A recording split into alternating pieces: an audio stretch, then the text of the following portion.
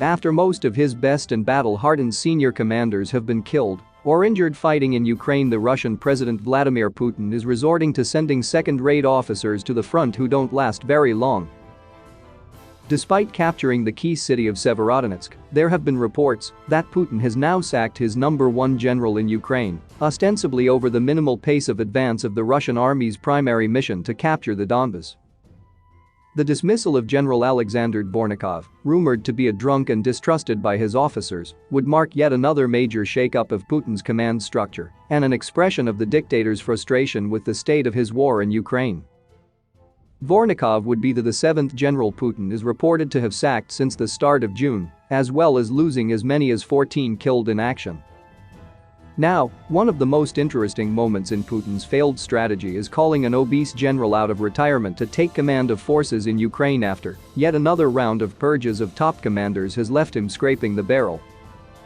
The 67-year-old General Pavel has been summoned from his comfortable life in the Moscow suburbs and told to don his specially made army fatigues and go to the front lines of eastern Ukraine.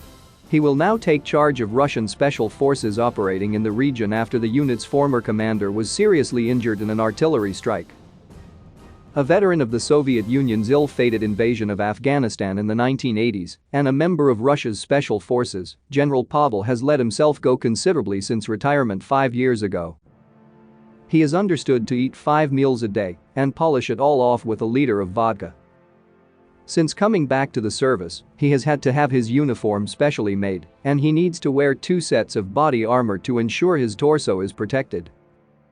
Several sources claim that Putin is personally micromanaging war decisions and wielding the axe on commanders he sees as underperforming.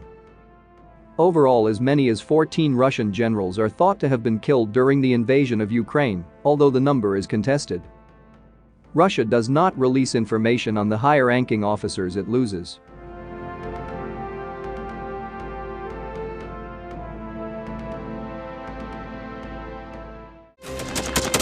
Thanks for watching, and don't forget to subscribe.